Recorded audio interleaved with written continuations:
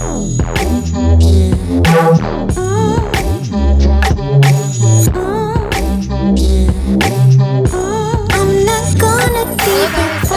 another episode of the Provocative Podcast. If you guys are watching through YouTube, the angle of the camera facing me today is different, so I'm gonna have to remind myself to look in that direction because we have Chris as our guest today. Say hello, baby.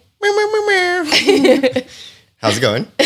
And so it would just be easier because he's the one that controls everything to have the camera set up in one spot. So, all right, let's do today's intro. And I'm glad I introduced you because there's like two things on here that you probably have something to say.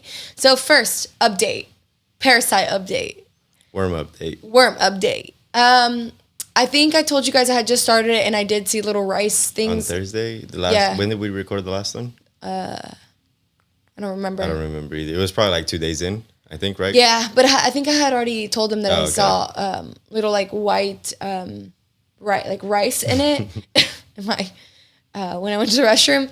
And that was it, guys. I didn't really see anything else. I honestly stopped. You're supposed to take it for like 10 days. I stopped at like day 7. I just feel like for me, it wasn't really, I guess I thought that I had more parasites, but not really. Yeah, I mean, I saw the same, just like little Maggie-looking things, like little wormies, but... Thankfully, we didn't see like these huge-ass As bad as my stomach was, I thought I was going to see like one of those long motherfuckers, but... I don't know, I might keep going until I see one of them. Yeah. Who knows? How's your stomach been? Do you think... We're doing better, I think. Do you think it's made a difference? Something made a difference. I don't know if it's that, but my stomach's better now. So, okay. I didn't feel too much of a difference, guys, I guess. I don't know, unless you're really struggling, maybe. But I also started getting on my shit again, like actually eating like proper meals, proper nutrition. So that could have also been it. Yeah. So, I mean, if you want to do it, it's not bad, right, at all. Like, you're not going to have diarrhea where you can't hold it in. Nah, it wasn't anything like bad that. At all. So, if you want to do it to yourself and it's just we did the dropper, we put it in juice. Like, I did like sugar-free mango juice. So, we did it in the morning, midday, and night, and it was super easy. I mean, people are like, it's so disgusting. Yeah, if you put it in your mouth, straight in your mouth, it's disgusting. Or with water. I tried it with water once. Because it just tastes like, what did we say? Oregano. Yeah, it tastes like oregano. Like if you literally took oregano in your mouth. So it's not like a nasty flavor. It's just very earthy, oregano-y. There's the parasite update. I just wanted to update you guys because I know a lot of you girls had questions. All right, number 2. Reminders of Him by Colleen Hoover. I finished the book. I read 30 chapters on Friday, guys. I was like, listen, Chris, I need to just stay home. I did my spin in the morning. I did all my cleaning earlier in the day. And then I was like, I just want to sit and read. And in my mind, I was like, okay, I'm only going to read like 10 chapters because I had only read like to chapter 3 like the week before. And I was like, okay, I really want to finish this book. So I was like, I'm just going to read till chapter 10. No, girlfriends. I read till chapter 30 on Friday. I could not put the book down. Yeah, for guys watching this, so this is pretty much a porno book. It is not. This one's not so much of a porno. Jasmine goes into the room and locks herself, like literally locks herself in the room. So I don't lock myself. I go in, make sure that there's no toys in the bed with her or anything. No. Guys. No. Guys. This one's It's a porno book. No, it's not a porno book. What do they call it on Friends? He's like porno, right? Yeah, what is it? He's like, you're reading the a porno. No, what is it? The Vikram. No. Oh, God. Oh, what is it on Friends? Whatever. Move on. What was it? It is like the Vikram. Isn't it not no, Vikram? No. Vikram is the fake boyfriend. Oh, yeah, hello. This is Vikram. I know what you're talking about. Whatever. Oh, fuck. Move on.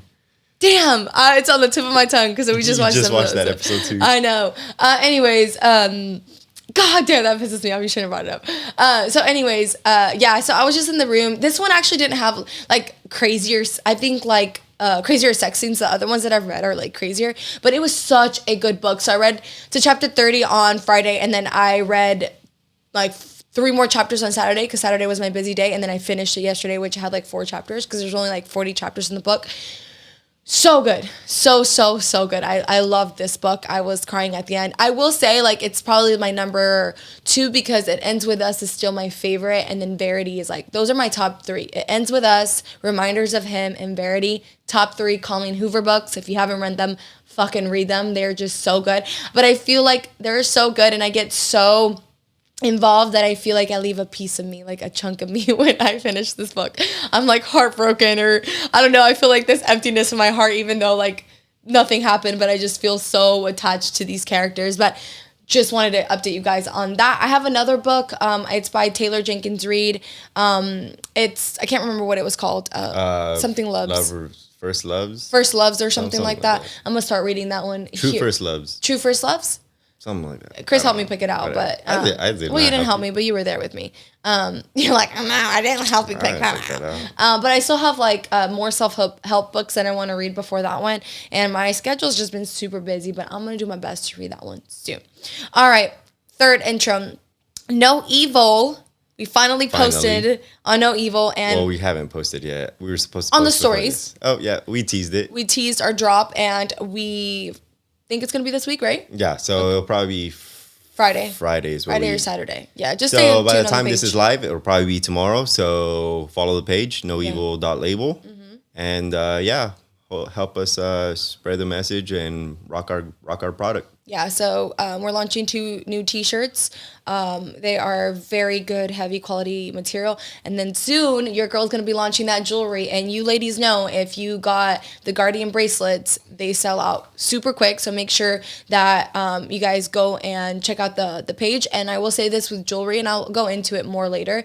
Everything I make is customized, guys. I don't just take something from, Forever 21, and I'm like, I'm gonna make this exact ring. Like, I customize it because, as you guys know, I'm very attracted to the evil eye. I love the protection I feel like it gives me when I wear that piece, and so I wanted to incorporate that into my line. And as you guys know, if you've had the Guardian bracelet or my pendant, that's what it was. So we're gonna keep that theme, and I love the products that I'm launching are just absolutely amazing. So keep tuned for that and follow the page. All right, and lastly, I just wanted to bring up Transcend.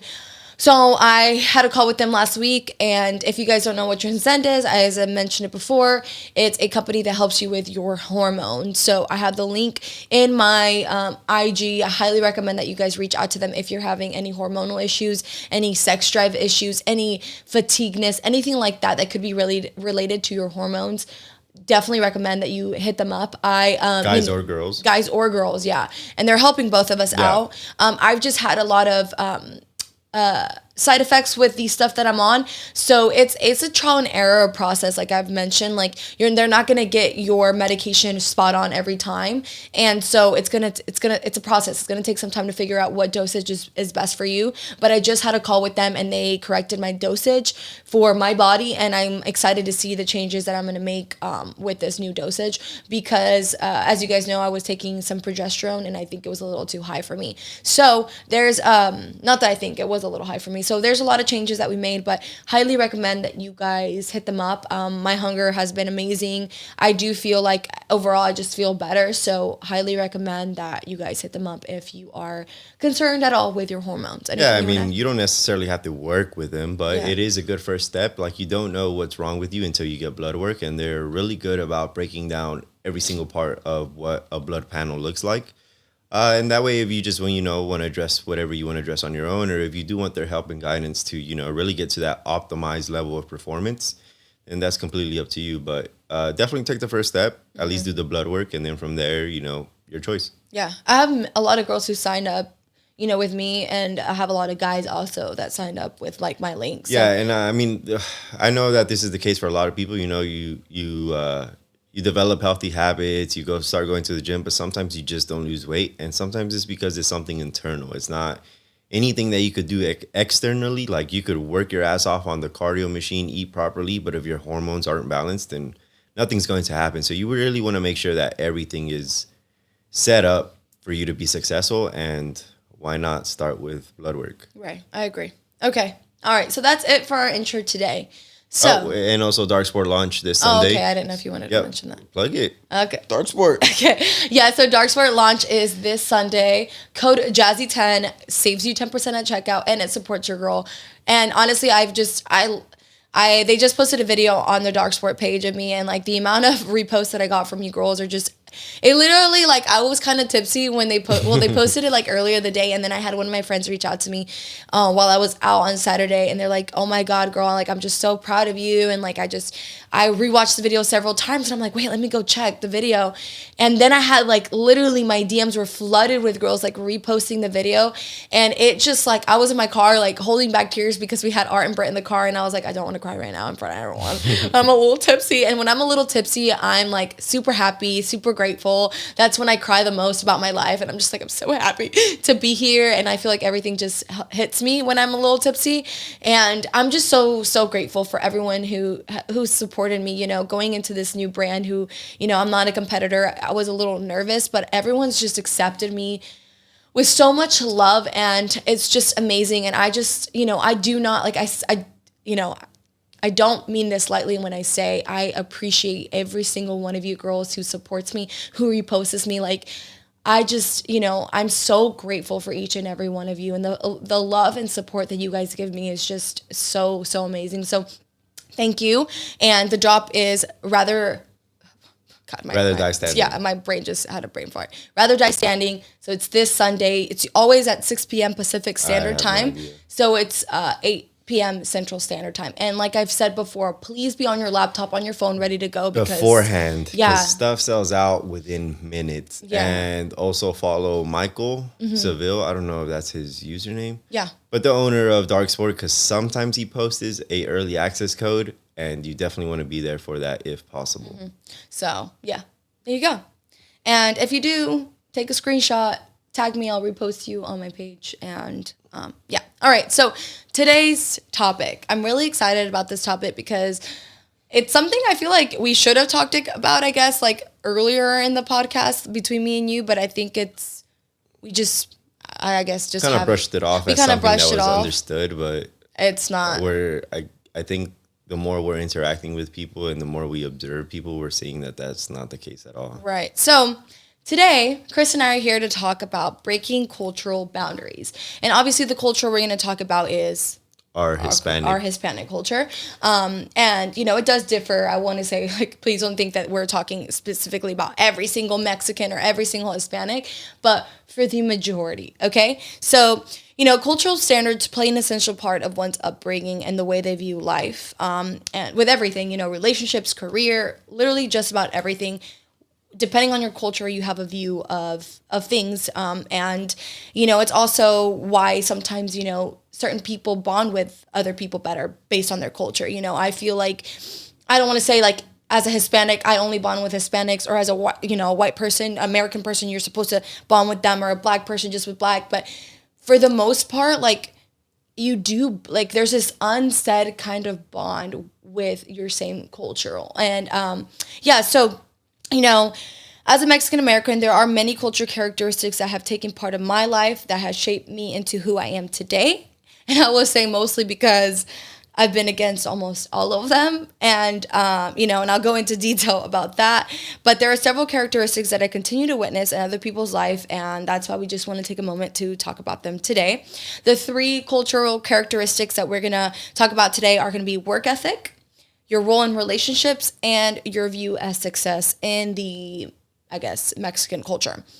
All right. So as Latinos, depending on how our parents were raised, and if we're first generation, which I am, or second generation, Chris is, so this is going to be a good viewpoint for you guys, our cultural expectation of hard work is one that is difficult to break, especially if you are unaware that it could be affecting you. So I'm going to go into my background a little bit, and then I'll let Chris go into his background.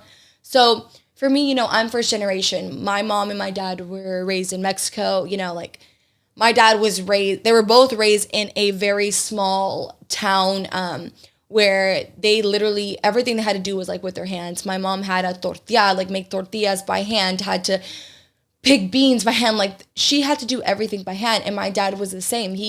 My grandfather owned like cattle. So he would have to go and tend to the cattle and do everything like just labor work. Everything was by hand. And, you know, back in the day, that's how it was back in Mexico. And so when they came to the U.S., I think part of them felt like that's, you know, what they had to do. I think my dad did have an entrepreneur mindset, and that's when he built the restaurant. And so, you know, my sisters and I, we grew up in the restaurant business, and we were there literally every single day, Monday through Sunday, until I literally convinced my dad, hey, we need to start closing Sundays because we have no life. Like, we were there every single day. In the summers, I spent every day in like this little room until I was able to work. And then my dad put me as a hostess, and then he transferred me to cashier, and then he transferred me to a waitress, and then I was a waitress slash manager. So I literally grew up in the restaurant. Like, I never really, besides like the fact that I wanted to do cross country and stuff, I never like attended football games. I never did anything outside of working. And I, with my parents, it was like, if you're not working, you're being lazy. Like, all the free time that you have, you need to be working in the restaurant, working with your hands, attending to, what's bringing us income. And I will say my parents, they wanted me to get good grades, but they never were like, let me check your homework. Let me make sure you're making straight A's. And probably because they didn't have a clue what my homework was about or anything. But, I was pushed to work hard with my hands versus, with schoolwork or excel in sports or anything like that. So for me growing up, my parents put a lot of pressure into doing things with my hands, into doing things at work versus in school or extracurricular activities. But I know that for Chris, it was different, right? It was significantly different, yeah. Okay, so what was your background? All right, so my mom is Mexican. She was born in Mexico, raised in Mexico. I think she crossed the river when she was like 17, and then she ended up in LA. My dad was born in LA, lived a little bit of time in Mexico, I think like a year or two as a little taller. But then he was raised in LA for the majority of the part of his childhood, and he was raised. He wasn't even raised. He raised himself. He kind of just was taken in by a family member, and he kind of just had to figure things out for himself. So he grew up all his life, just doing labor work, and even to this day, he's still in a factory, in a carpet factory, which where we're from, that's all there is. So growing up, my dad, all he ever knew was labor, and he knew that he never wanted that for me. So growing up, he always like demanded excellence in anything that I did. So he always expected A's and B's. In sports, if I wasn't starting, if I wasn't fucking hitting more baseballs or catching freaking fly balls or whatever it may be, he rode my ass hard. And, I think to this day it paid off, because even on my own, that's still the standard that I set for myself. So he never wanted me to work. Yeah, I was going to say that. But I took on summer jobs, but it was just for the sake of having money in my pockets. But he never wanted me to work in a factory. He always wanted me to be some sort of dentist, a lawyer, or something, because he knew that here in America, there was an opportunity to do things outside of labor, to not use your hands. I think that's what he told me. He's like, don't use your hands, use your head. And that was something he always instilled in me. And I think, it's something that I've always grown up with as well, is don't work harder, work smarter, figure out how you could make more money doing less. And to this day, it's still something that I tell Jasmine, hey, how can we make more money but not spend so much time actually working? And I think we've kind of figured it out, as our ventures take its different roles. We do have to obviously assume more responsibilities, but that's part of it. But we've come to a really good point to where I haven't had to use my hands. Yeah. We've used our heads to make money. Yeah. And I will say that. So it's very different going from how I was raised. So my dad, it's like, when I think back at it, like, my dad was never either like, oh, you need to like not work because you're going to be the female you're going to marry into, someone, and you're going to take care of their household. My dad just always wanted me to work. I mean, you met me and I was working at the restaurant. That was the first thing I met her at the restaurant. Yeah. So I always was used to working. So when I met Chris, his dad was very like, no, you're not going to work. I'm going to give you money. And you took summer jobs because you love car parts, you like bikes, you wanted, dates for us. You didn't want to ask your dad for money. And but with my dad when he first met Chris, I think that was something that he disliked because he was like, why doesn't he work? Why doesn't he have a job? He should be working like with his hands somewhere, versus his dad was like, no, I want him to excel in school. And like Chris was top in your school.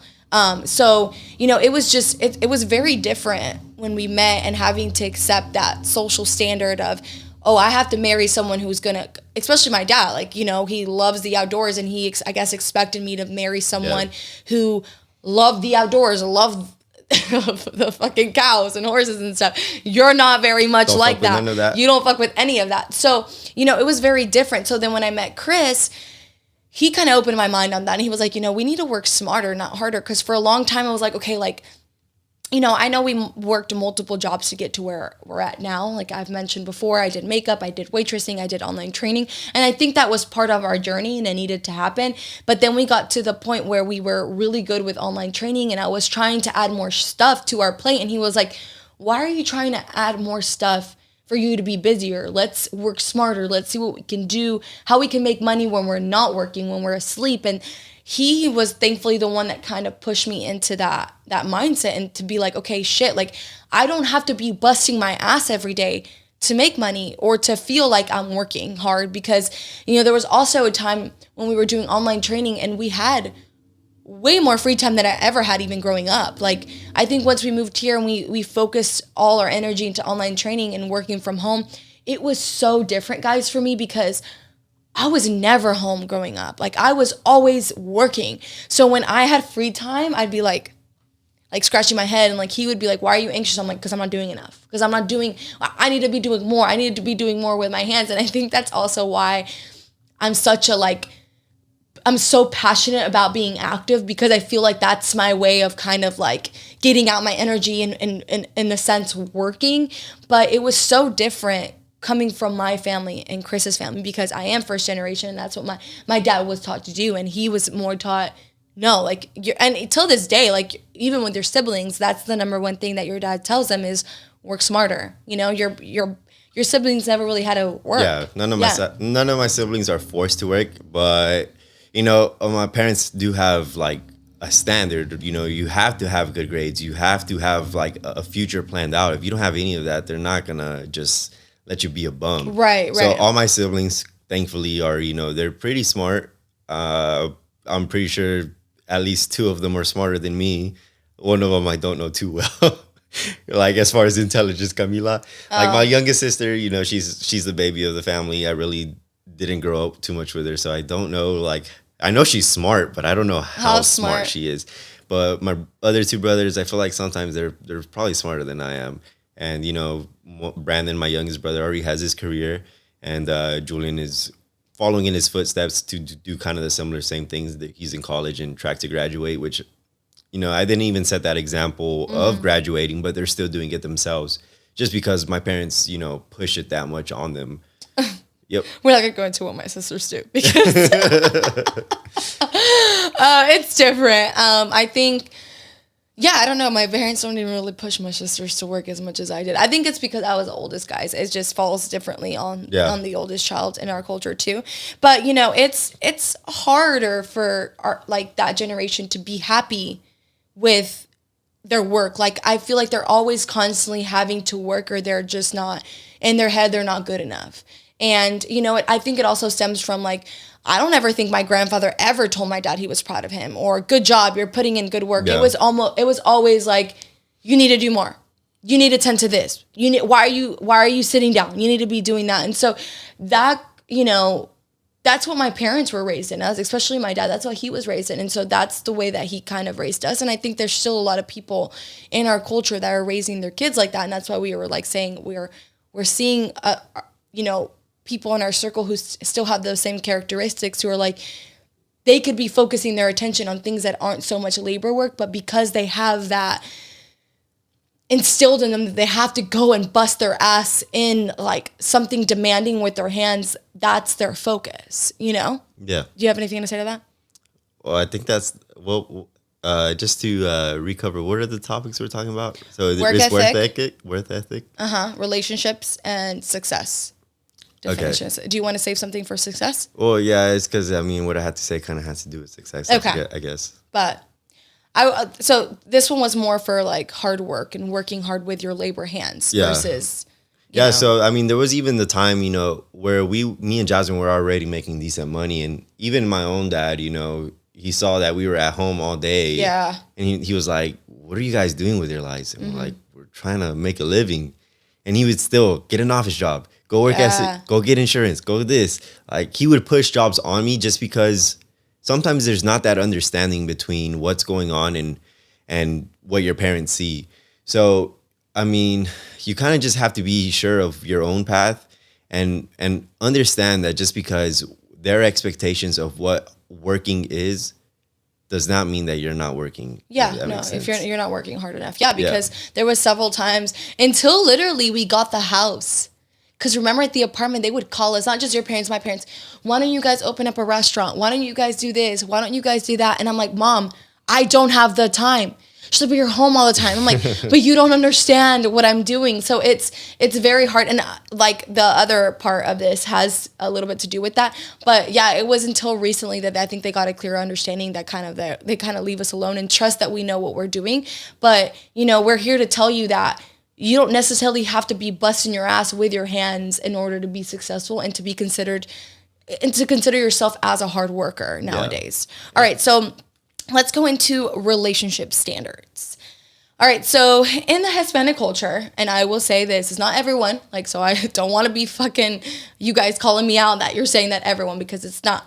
But, especially when I was growing up, my mom always told me, you always do what the man says. The man is the, household leader, and this is how it was in her time, and this is what she kind of passed on to me. And, in a lot of the marriages, the husband is the breadwinner. He's the one that goes off to work, a labor job, 5 a.m.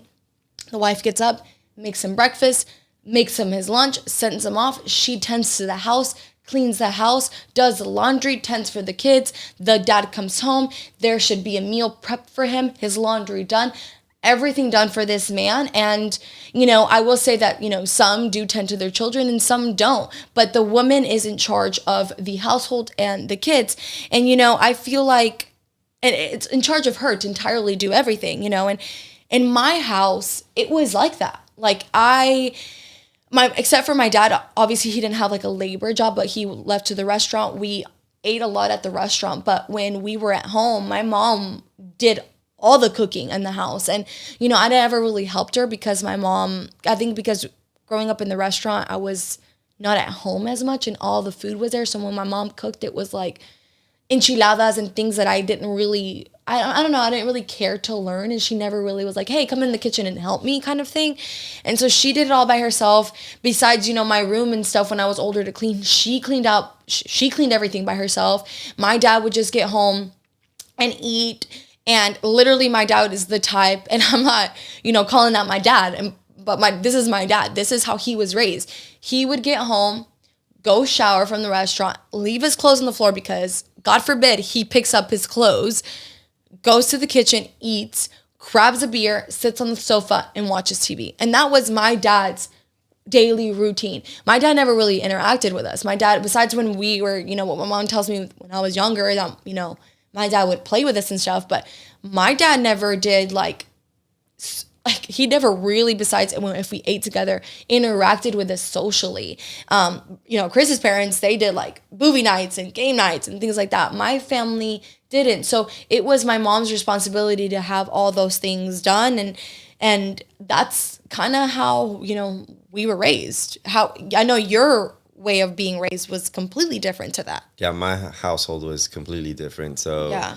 Both my parents worked. They both worked labor jobs, different times, almost opposite shifts at some point. But my dad would always help around the house. He would do the laundry. Mm-hmm. He would sweep. He would mop. He would help my mom with everyday chores. He would wash dishes. The only thing he wouldn't do, but he does now, is cook. But he would help with everything. And I saw that around the house. And, I would help my mom out too whenever I could. My dad was very involved with my family, with her.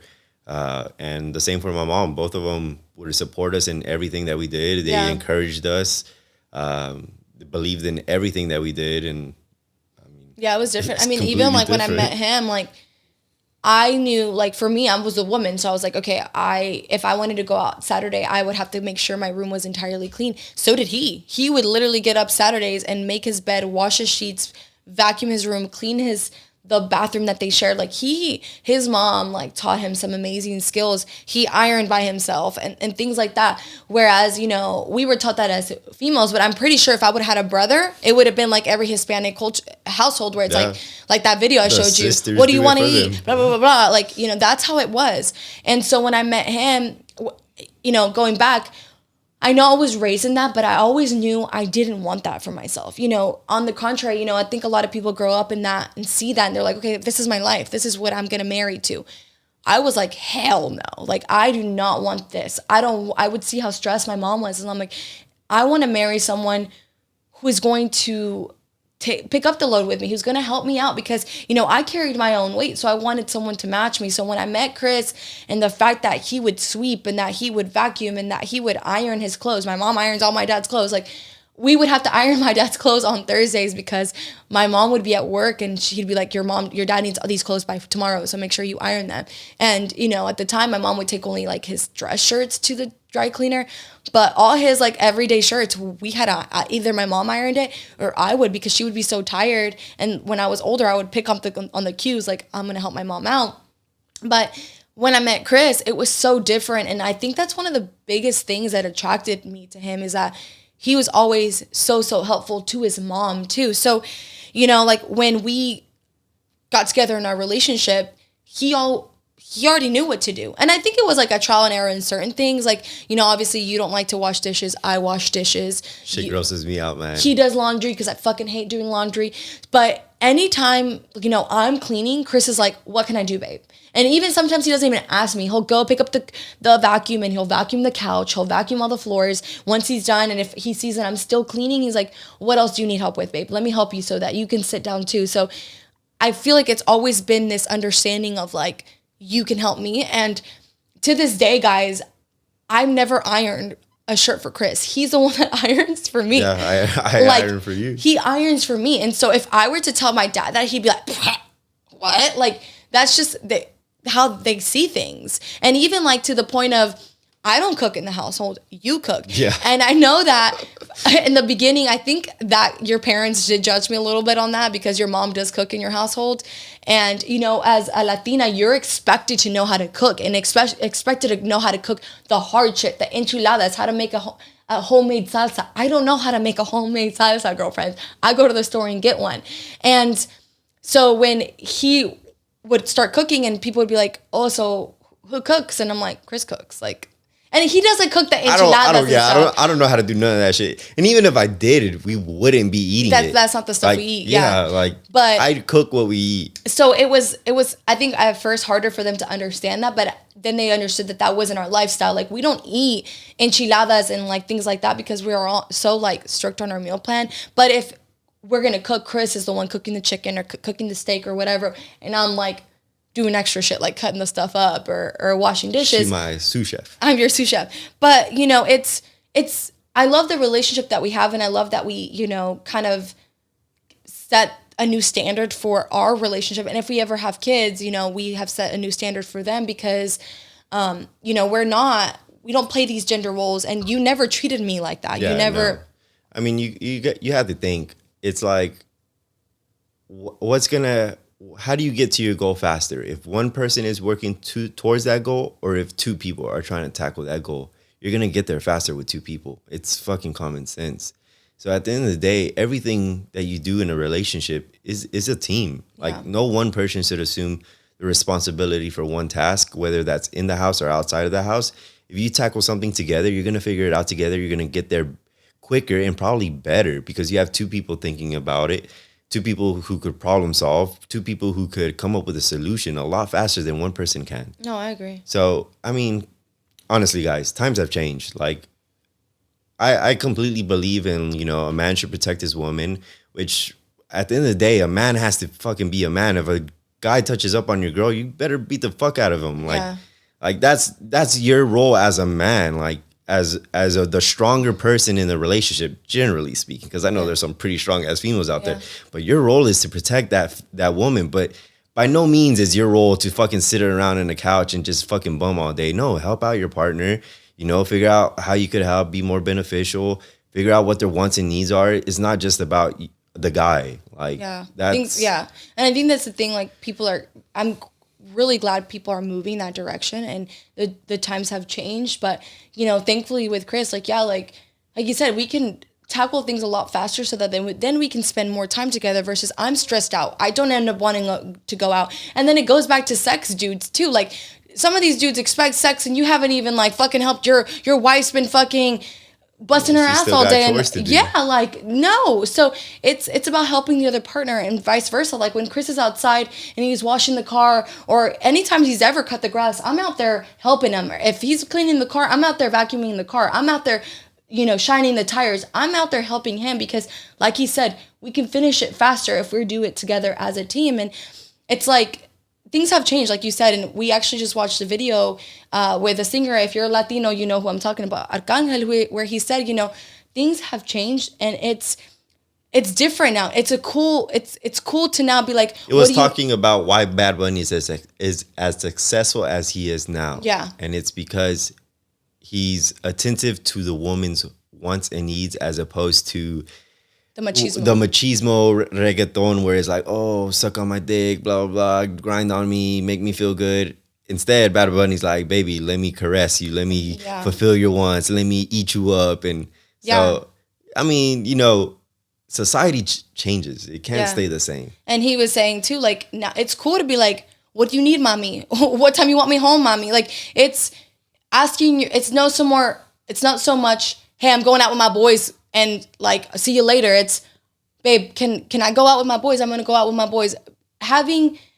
And by no means does that make you a mandilon. Yes, I know. It's showing respect for your partner. Yeah. And this should be about respect. And if someone's calling you a mandilon, be like, bro, at least I'm happy in my fucking relationship. I think some dudes are like, you're such a mandilon.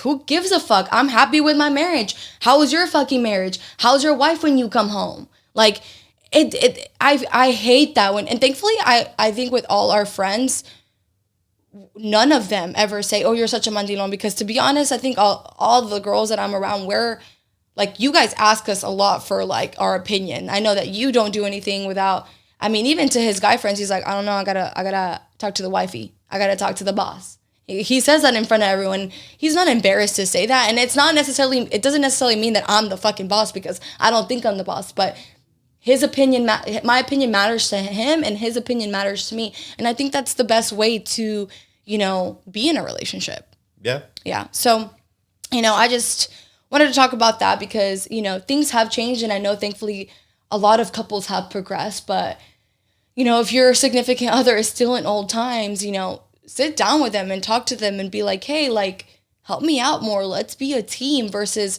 you. Because I will say this, my parents are still back in those old times, and there's a lot of arguments. There's a lot of like, I get frustrated, so I try not to spend so much time there. And I've learned to let things go with my dad. Chris has helped me with that. I'm just like, Dad, come on. Because my dad is just my dad. Stubborn as hell. He's stubborn as hell. He's not going to change.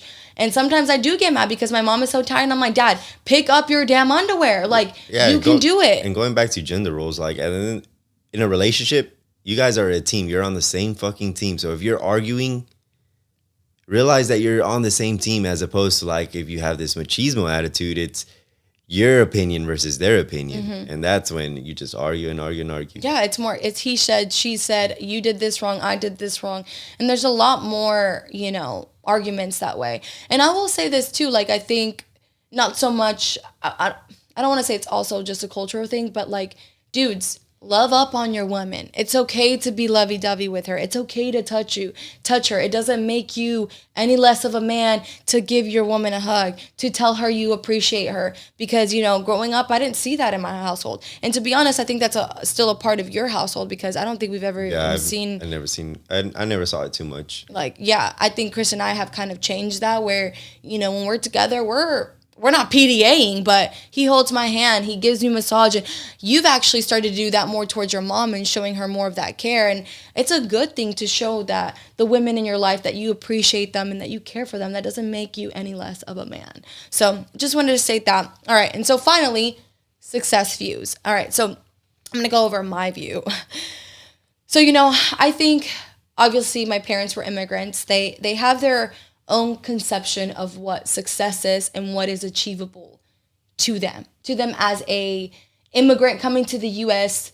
I think they had the standard of what they were going to be able to achieve in life. I did think, my dad, not that I know my parents moved to the US to get a better life because they wanted to make a better life for themselves. And my parents actually grew up in the same town, but they started dating here in the US, and then they lived in Chicago, and they moved out of Chicago to Georgia for a better life because my dad was too much in the gangs back in the day in Chicago. He doesn't really talk about it much, but he hasn't admitted it, but he No. he did say he shot at people. Stop. He won't admit to killing anyone. No, stop. We're not gonna don't. implicate him on No, don't say that, Chris. with a water gun. But my dad doesn't really talk to us a lot about his past because my dad was a fucking rebel in his past. So I think it's a part of him he just doesn't want to share with his daughters. But when I get him in a good mood, like Chris and I will ask him some questions, and he'll be like, yeah, man, I was a little gangster. And so I know he was a little bit of a gangster, and my dad had, some not so good traits about him. And so they ended up moving to Georgia for a better life. And that's when my dad, he worked in a restaurant for like 7 years as a waiter, and then he pursued opening up his own restaurant.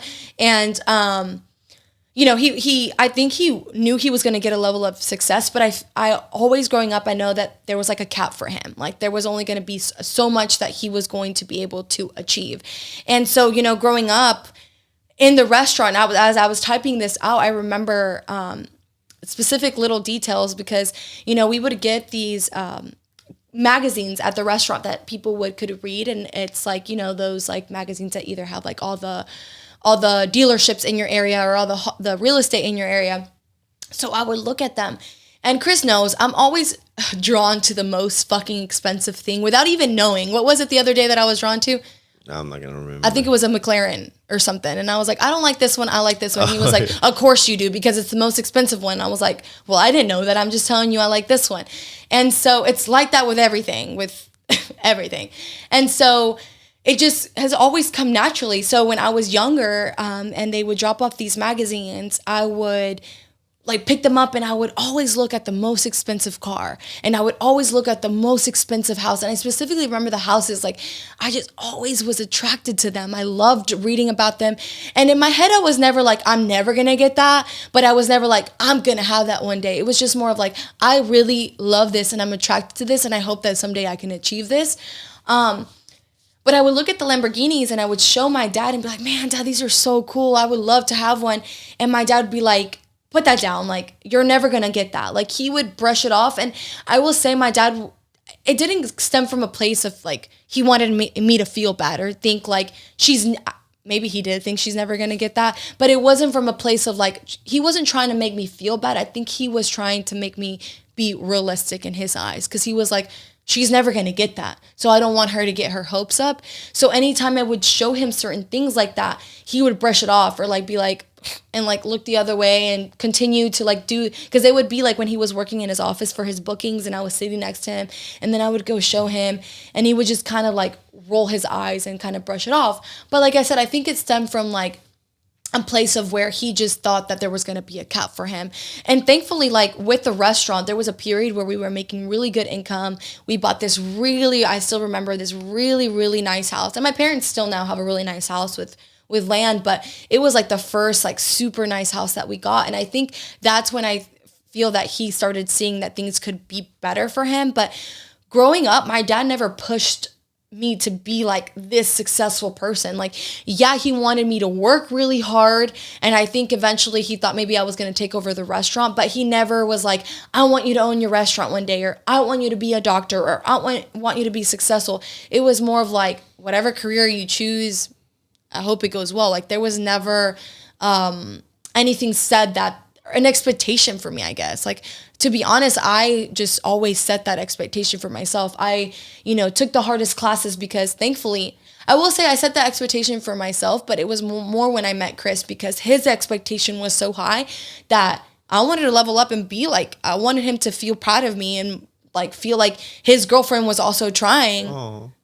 And so, I started taking the honor and AB classes, and I started, doing cross country and pushing myself more in those areas in school. And I was still working full time, but my parents never pushed that. And I, like I said, I don't think there was ever anything said of like how successful I was going to be. They just like, I guess, hoped that someday I was going to work a 9-to-5 job and my husband was going to take care of me. I mean, your mom always told you, find an office job. Yeah. She always wanted me to my mom always just wanted me to chase an office job. And I will say there wasn't much expectation from my mom either, because my mom grew from like, she always told me, you can be anything you want to be. She was very supportive, but my mom was very, very poor. So when she married my dad, she was just so appreciative of everything she had gotten. And like, even to this day, she just appreciates everything she has. And a lot of people are so shocked, like people from my mom's past, that she is where she's at today. And my mom actually deals with a lot of jealousy and hatred because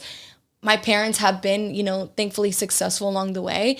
People obviously don't know all these struggles that my parents have gone through, but there's been a lot of jealousy on my mom's end because my mom literally came from fucking nothing. Like, she didn't have shoes on her feet. Like, my mom couldn't even go to the store to get like a candy. Like, that's how poor my mom was. And so she just appreciated where she was. And for her, where she was like a huge fucking deal. And that was like, that my parents were like, I guess like low middle class, right? No, they were in their prime. They were upper middle class. Okay, in their prime, they were upper middle class. And then also just to kind of go back on Jasmine's story, there was this time where her dad was making pretty good income. Yeah. They were living in a very nice neighborhood in a very nice house. Yeah, it's a house. But then things kind of went bad. Yeah. Like his business started failing.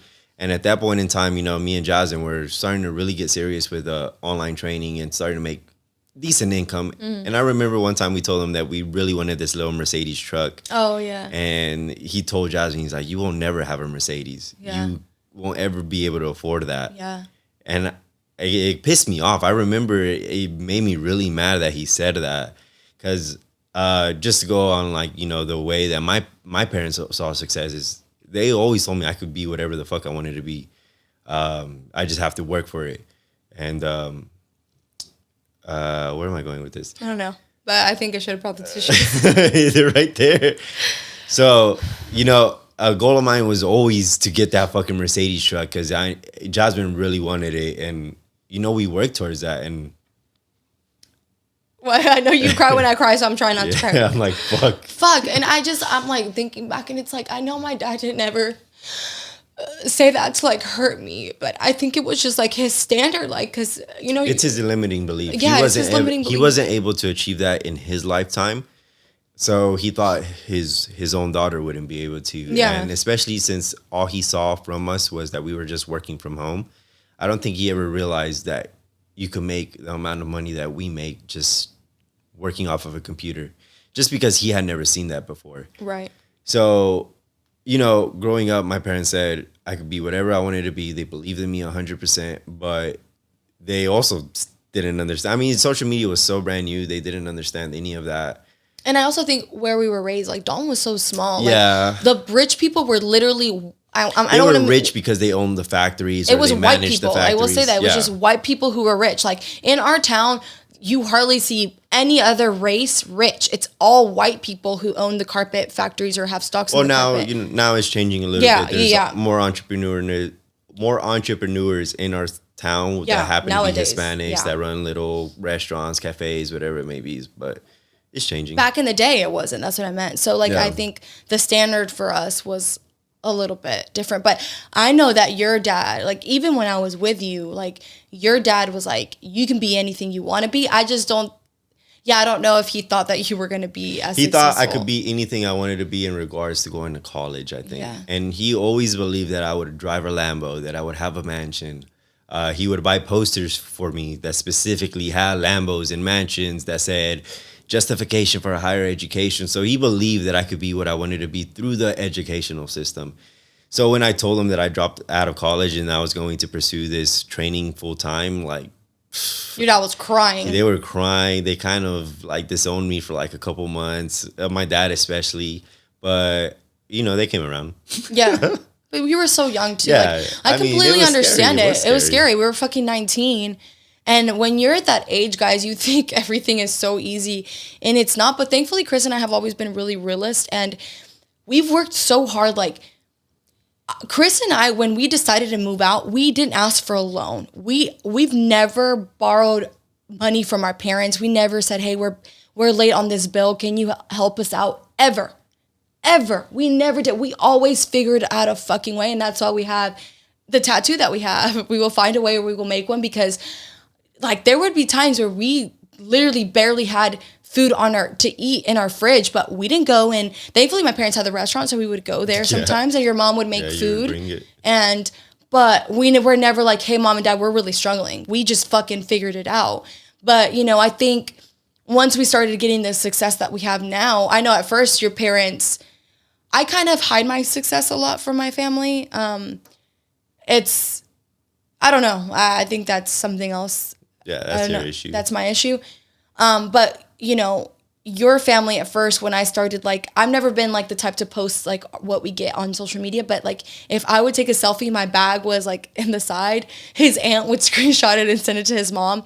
And then his dad would worry and be like, "Are y'all okay on money? Like, I see that Jasmine's buying these bags and blah, blah, blah," even though they didn't really see that, but because the bag was in the back. And Chris would have to, like, reassure him, "Dad, if we're getting this, it's because we're good. We're good." And I will say, like, Chris is the type that we don't share the amount of income that we make or how much anything costs with anyone. I think, especially Chris, he's very, like, you just don't feel like it's anyone's business. And you just don't. Doesn't serve him a purpose. Doesn't serve him a purpose. So his dad, to this day, they don't know how much we make, how much anything is, because Chris just, like, they'll be like, "How much?" And be like, I don't remember.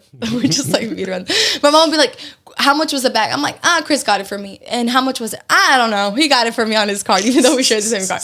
But I just, like, it's like, I don't know. It's more one of those things where it's like, I don't ever want to feel bad for getting the things that I get because I work so hard. And for a long time, you know, I struggled with it. I wouldn't buy myself something because I'd be like, "Well, I want to buy my mom that and my sisters that." And Chris was like, "No, you work fucking hard. Buy yourself this bag because you've been busting your ass and you deserve it." And so, you know, I will say, going back to this success, I think our parents never really thought that, at least your parents thought that you were going to reach a level of success. My parents didn't really think anything too much.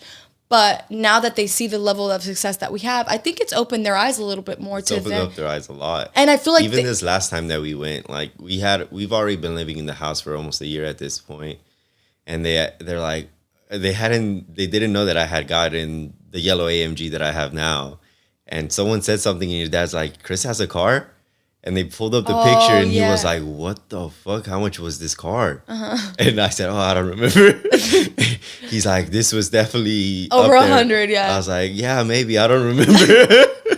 And he was like, I could tell that he was kind of blown. And it's funny because he'll be like, "I don't know," and then our friends will be like, we'll look it up. And be like, "You spent this much money on it," or whatever. But yeah, your dad didn't. My dad didn't know. Like I said, I think you tell your family more. I don't. My mom didn't know I had my car till.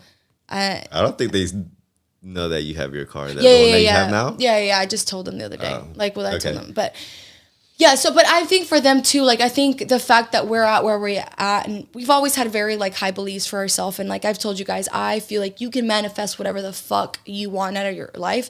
And, you know, I'm still reading the Get Rich as Fuck book by Amanda Frances, but read that fucking book. You need to read that book because it just showcases a way of it just showcases a good way of thinking around money and how money comes into your life. And I think now that we're at the success that we are now, our parents, I think in a way we've kind of inspired them to chase more. Cause I feel like I'm constantly telling my parents to level up. I know that even with your family, I think there's times that they're still scared, okay, why your mom hasn't bought the car that she wants yet.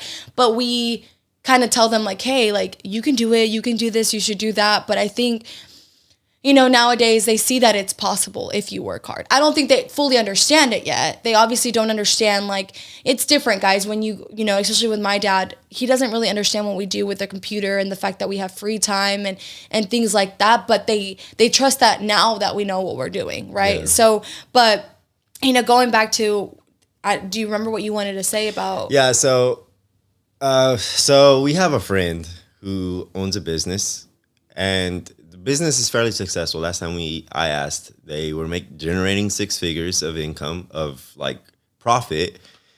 But, because of the way that he was raised in a very Mexican household where you had to be working with your hands. You have to be working hours out of your day at a factory, wherever it is. This friend now also has a job. But if it were me, I would double down on the business that's already making income, figure out how to make more income where I'm not working as much. So help me out with this, because I don't.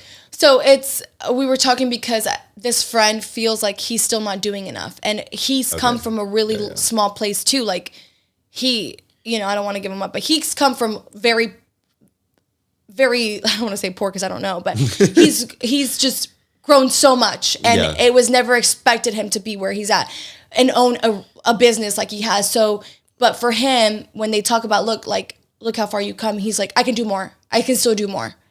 Yeah, and so by him thinking that he's doing more, I feel like he's actually doing less, because he could be making way more money with his business if he figures out how to make it more profitable, expand, acquire more monthly residual income. Yeah. He could be making money in his sleep instead of having to go work in a factory, and now his business isn't growing anymore.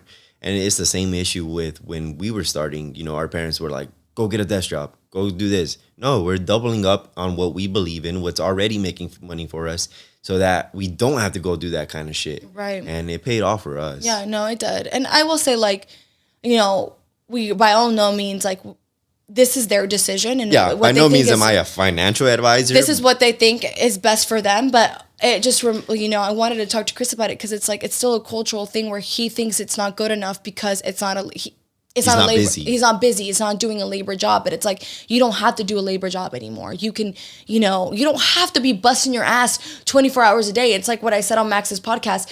You don't have to fucking be posting, oh, I'm up at 5 a.m. and I'm doing this and this and this and this and I'm grinding all fucking day. You don't, unless you're some fucking CEO of some big enterprise and shit, and they need you all the time, or Christian who's running awfully, you're going to have free time, and that's fucking okay. It doesn't mean you're going to be less successful, or it doesn't mean that you have a lazy work ethic. It just means that you're using your time wisely, and you're doubling down on things that need to be doubled down. But, we wanted to really talk about that, because as a culture as a whole, I think things are changing and progressing, but I want you girls, especially as Latinas, to feel like there's more for you to do. And as Latinos, that there's more for you to do than just this labor. For sure. Yeah. I know that your parents probably grew up in construction and welding and farm work, whatever it may be, but think outside of that. There's so much more that you could do. Outside of school, you could start your own business. There's so many, for women, you could do nails from home, eyebrows from home. You could freaking laminate. You could learn how to do permanent makeup. There's so many things you could do from just your home that you don't even have to have an overhead of rent, of employees. There's so many opportunities right now to be successful. You can make your own fucking soaps at home. You can make fucking slime. Yeah. There's people out there making millions of dollars doing things that anyone could do. But just because they're not lazy and they take the time to learn marketing, to learn social media, you have to invest in yourself. And it's something that a lot of people don't do. They rather just sign up for a job, do it every fucking day, and just celebrate the weekend. Yeah, and I think it's not always laziness. I think it's fear of failing. And it's okay, you fucking fail. So what? We have failed so many times. Yeah, so many things that we have tried and haven't worked out. There's so many things that we've lost money on. Mm-hmm. But, take those as lessons and apply it to the next thing that you're going to do. And keep growing, keep learning, keep going. keep fucking going. Like, not everything is going to work itself out. But if you have a feeling, and right now that TikTok came to my mind, if you have a feeling about something, do it in that moment. Do it, because that's where your highest vibrations are at. If you have this idea and something in your head is like, you should do it. Do it then when the vibrations are high, when you're like super focused on in that. Don't do it a month or 2 months later when it's like, I'm not really into it as much right now. Obviously, think about what you're going to do. Don't drop a fucking shit ton of money on something that you haven't thought about. But when the vibrations are higher, you're more likely to succeed and really invest your time in. But don't be scared. And I will say, like, I know with our like I said, with our culture, we have a lot of limiting beliefs, but break out of those fucking limiting beliefs, guys. As Hispanics, as a whole, we're fucking hard workers. We are fucking hard ass workers. To put that work ethic into something that's going to make you successful and it's going to make you happy. It doesn't have to be the hardest fucking job out there. Like I said, put that work ethic into something that you love and can truly bring you success. So yeah, that's everything I wanted to cover. Is there anything And else? at the end of the day, you have to think fear is the opportunity to be better. So if you're fearful of something, conquer it. And you're only going to be better by actually facing that fear. Yeah.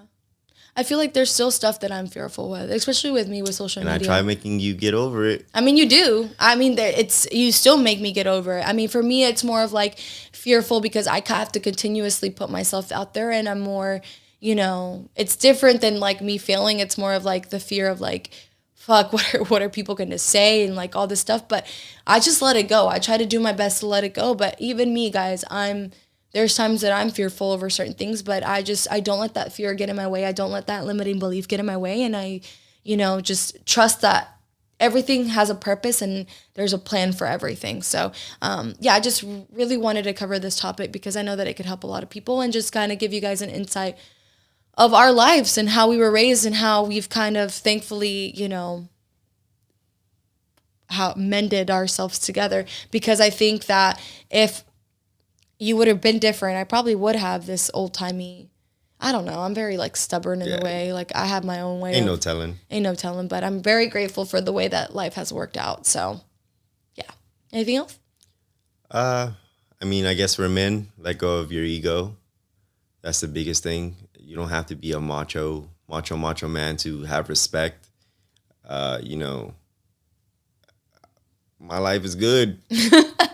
My life is good. My life is real good.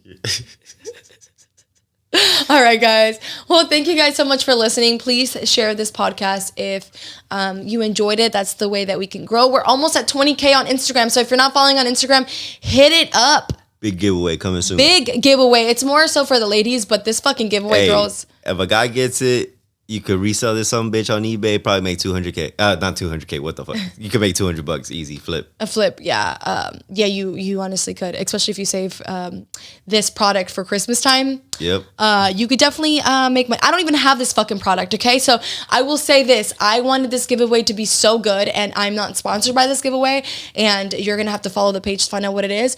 But we were on a waiting list for this item. I don't have it, okay? And so when I bought it, it hurt me because it was a big chunk of money. So I was like, ugh. And Chris was like, what? I'm like, you're going to have to buy it because it is hurting me right now. So look on the Provocative Podcast Instagram page for this giveaway because it's going to be a good one. And yeah, I just want to say thank you. We still have some merch available. So check out our website, jazzyfit.me under merch. And yeah, I'll see you guys next week. Bye.